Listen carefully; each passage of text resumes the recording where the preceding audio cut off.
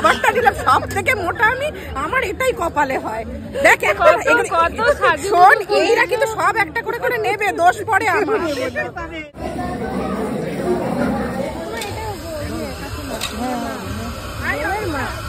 আচ্ছা, তোমাকে তো চিনি, খুব ভালো করে চিনি।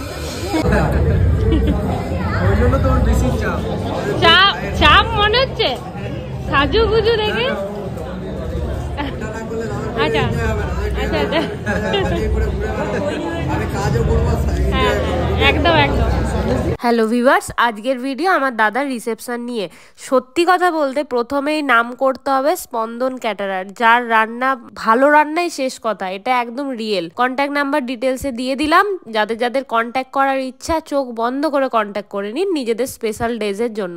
আচ্ছা, মাকে সেদিন আমি মেকওভার করে দিয়েছিলাম, অনেক দিন পর টাইম পেয়েছি, তাই মাকে একটু সাজুগুজু করিয়ে নিজে সাজুগুজু করে চলে গেছিলাম আমার দাদার রিসেপশন পার্টিতে। এন্ট্রি দিয়ে ঢুকেই দেখি ডেকোরেশন, ওয়াও! আমরা যে গিফটটা নিয়েছিলাম দাদা বৌদির জন্য, এই ফটোর জন্য ক্রেডিট দিতে হবে সৌরভ চ্যাটার্জি, মানে সৌরভ দাকে। সৌরভ দা হলেন এখানকার one of the best photographer. Coincidentally গিয়েই দেখি এই ফটোটা এতটাই সবার পছন্দ হয়েছে যে এন্ট্রান্সে এই ফটোটা রাখা হয়েছে। আমার মিষ্টি একটা বনু ঐশীর সাথে কয়েকটা ফটোশুট ভিডিও শুট সেরে নিলাম। সম্পর্কে আমার বৌদি ভাই প্রীতি এতটাই মিষ্টি মেয়ে না, মানে সবার সাথে এত মিলেমিশে আছে। ছোট থেকে যদিও দেখছি, খুব ক্লোজ চিনি না, তবুও মানে ভীষণ মিষ্টি মেয়ে। তোমরা অনেক অনেক ভালো থেকো দাদা, ভীষণ ভালো বউ পেয়েছো। বউকে কিন্তু আদর যত্ন করে রেখো, যদিও তুমি রাখবে, তাও আমি বললাম। কি যে মিষ্টি লাগছে তোমাদেরকে, অনেক অনেক ভালোবাসা আর শুভেচ্ছা।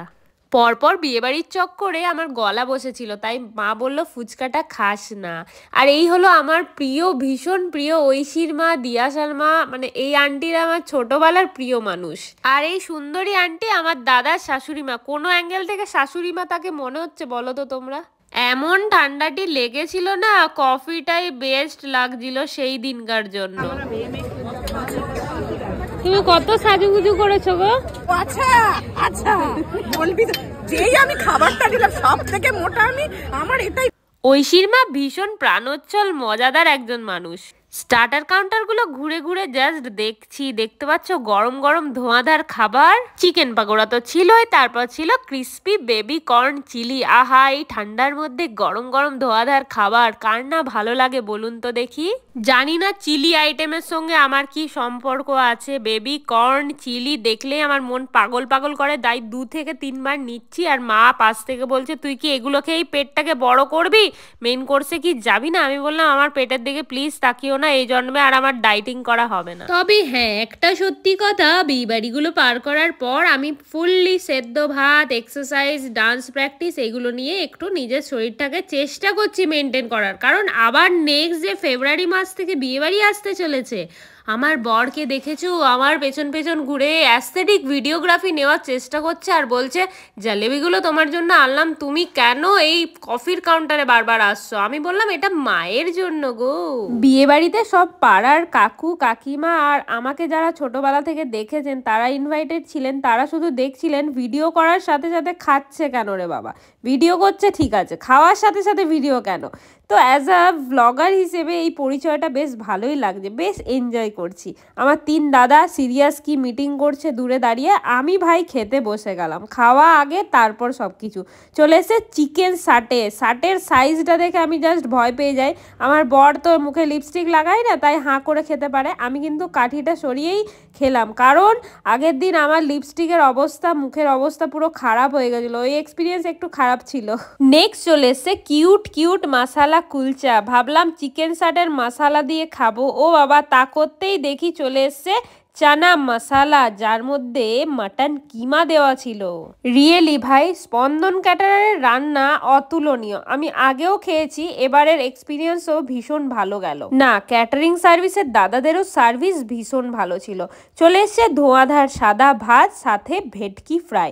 আমার মেছো বাঙালি মা যেহেতু সামনে বসেছিল, তাই ভেবেছিলাম এত বড় পিসটা খাবো না, হাফ চালান করে দেবো মায়ের পাতে, কিন্তু তার হলো না। সর্ষে দিয়ে ভেটকি মাছ, আহা কি লাগতে পারে বুঝতে পারছো তো? জিভে জাস্ট জল চলে আসছে এডিট করতে করতে।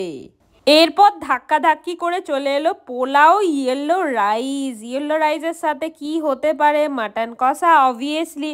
তার আগে এই কিশমিশ কাজু খুঁজে বেড়াই আমি, আর একটা করে তো পাবোই, না পেলে বরের পাত থেকে চুরি করে খেয়ে নি জাস্ট। আমার পাতের পোলাও অপেক্ষা করছে লাল লাল ঝাল ঝাল মাটনের জন্য। মাটনও চলে এসছে, এবার দুজনকে মাখামাখি করে মুখের মধ্যে গপাত করে চালান করে দিই। দিন দিন কেমন যেন লোভী পেটুক হয়ে যাচ্ছি। ওই পাতে দেখছি পনিরের ডালনা পড়ছে, তো ওইটার লোভটাও সামলাতে না পেরে, আচ্ছা তার আগে আমি বললাম বরকে যে তুমি একটু খেয়ে দেখো। ওর লজ্জা লজ্জা করে খেলো, আর আমি তো ভাই লজ্জা করি না, ওর পাত থেকেও তুলে ওটা টেস্ট করে দেখলাম।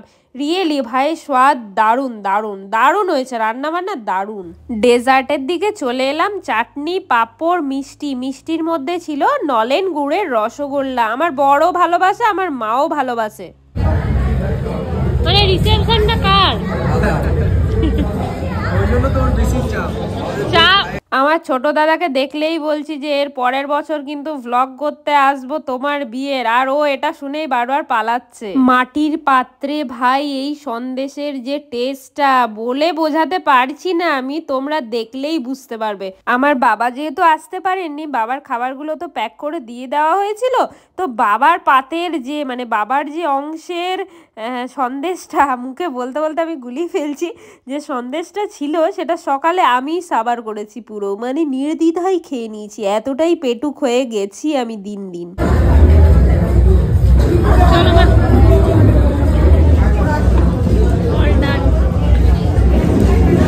ওই যে বললাম বাবা আসেনি, বাবার জন্য আইসক্রিম নিলাম। আমি তো খাবো না ভাই, আমার গলার অবস্থা এতটাই খারাপ। একদিন জাস্ট আমি আইসক্রিম খেয়েছিলাম, তাও আবার একটু, তাতেই আমার ঠান্ডা লেগে অবস্থা খারাপ। তো দাদার বিয়ে থেকে রিসেপশন ভীষণ এনজয় করেছি। মায়ের সাথে কয়েকটা ফটোশ্যুট ভিডিও শ্যুট সেরে জামাই শাশুড়ির ভিডিও শ্যুট তো নিতেই হবে। আমার কথাটি ফুরলো। আজকের ভ্লগ এত দূর রাখলাম। ভালো লাগলে লাইক কমেন্ট শেয়ার অবশ্যই করবেন। দেখা হচ্ছে নেক্সট কোনো ভিডিওতে। টাটা।